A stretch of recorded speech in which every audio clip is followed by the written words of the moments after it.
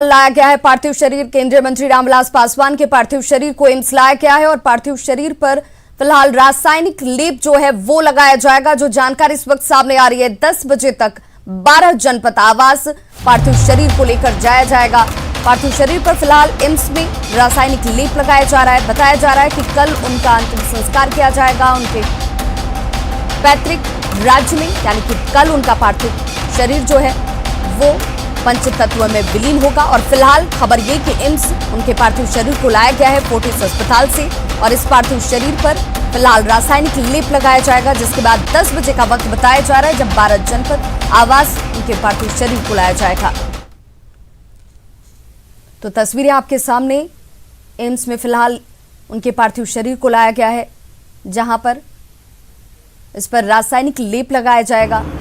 अंतिम संस्कार उनका होना है और उससे पहले तमाम लोगों के अंतिम दर्शन के लिए पार्थिव शरीर को रखा जाना है और इस वजह से इस पर रासायनिक लेप लगाया जा रहा है। इसके साथ ही 10 बजे बताया जा रहा है कि पार्थिव शरीर को उनके 12 जनपद आवास लेकर जाया जाएगा। जैसे ही ये दुखद खबर सामने आई, तमाम चाहे वो राजनीतिक गलियारे के लोग हों, सामाजिक क्षेत्र से जुड़े हुए लोग, सभी लोगों ने कहा कि एक मृदुभाषी नेता को हमने खो दिया है, एक ऐसे नेता को जिसने दलितों की आवाज़ को बुलंद किया, हमने उन्हें खो दिया है। और फिलहाल ये सीधी तस्वीरें आप देख रहे हैं, जहां पर एम्स लेकर पहुंचा गया है, पार्थिव शरीर उनका पहुंचा है, जहां पर रासायनिक लेप लगाया जाना है और इसके बाद पार्थिव शरीर को उनके दिल्ली स्थित 12 जनपद आवास लेकर जाया जाएगा। रामविलास पासवान लंबे वक्त से बीमार चल रहे थे। हाल ही में उनकी हार्ट की सर्जरी हुई थी। बिहार से राज्यसभा के सदस्य रहे।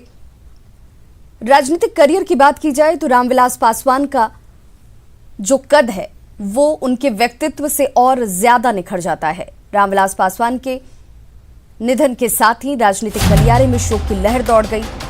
सिर्फ बिहार के परिप्रेक्ष्य में ही नहीं, देश के परिप्रेक्ष्य से भी देखा जाए, क्योंकि रामविलास पासवान वो शख्स जो 1977 में पहली बार लोकसभा पहुंचे और रिकॉर्ड मतों से, तकरीबन 4 लाख मतों से उन्होंने जीत दर्ज की थी, जिसके साथ उनकी चर्चा बेहद खास रूप से होने लगी।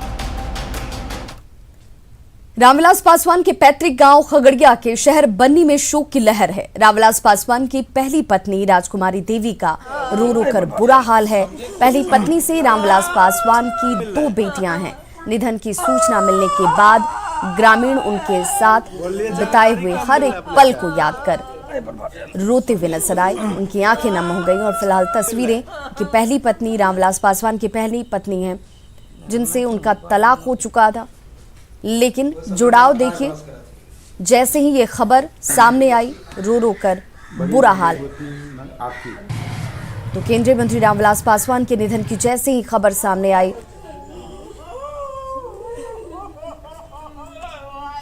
मिलनसार आदमी थे और उनके जाने से हम लोग को बहुत बड़ा क्षति हुआ है। हम लोग को ही नहीं, पूरा खगड़िया जिला को क्षति है।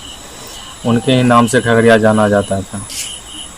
खासकर करौली नहीं, पूरा खगड़िया उनके नाम से ही जाना जाता है। सर बहुत मिलनसार व्यक्ति थे और कोई किन्हीं का पैरवी करना हो, हॉस्पिटल भेजना हो या फिर किसी भी ढंग का उनका आदमी की हर तरह से वो मदद करते थे। अलौली से कैसा लगाव था? अलौली से अच्छा लगाव था उनका। तो देखिए, उनके जीवन को लेकर जो भी स्मृतियां हैं, सभी लोग एक स्वर में एक साथ ये जरूर कहते हैं कि उनका स्वभाव जो था वो सभी के दिलों में उनकी अमिट छाप को बनाता है और यही वजह है कि हर वर्ग में उनकी स्वीकार्यता थी। रामविलास पासवान के निधन से जमुई में शोक की लहर है। एलजेपी कार्यकर्ताओं ने मौन रखकर पार्टी के संस्थापक को श्रद्धांजलि दी। केंद्रीय मंत्री रामविलास पासवान जी के निधन के बाद जो जमुई लोजपा इकाई है, लोक जनशक्ति पार्टी की इकाई है, और जहां उनके रामविलास पासवान जी के बेटे जो जहां संसदीय क्षेत्र है उनका, वहां पर शोक की लहर है। और जैसे ही लोगों को पता चला, वे लोग जो लोजपा के कार्यकर्ता थे और पदाधिकारी थे, वो घर से बाहर निकलकर शोक संवेदना व्यक्त कर रहे हैं। और लोगों ने मौन रखकर शोक व्यक्त किया है। हमारे साथ यहाँ पर जिला अध्यक्ष भी है और जानना चाहेंगे, क्या कहना चाहेंगे आप लोग? वो आदर्श थे, ये हमारे दल के लिए पूर्णीय क्षति है। वो हम लोग के पार्टी के गार्जियन स्वरूप थे, हम लोग के आदर्श थे। उनके निधन के बाद हमारा लोक जनशक्ति पार्टी बहुत उनका कमी महसूस करेगा। ये लोग साफ तौर पे ये मान रहे हैं कि ये पार्टी के लिए पूर्णीय क्षति है। केसी कुंदन, न्यूज़ 18, जमुई।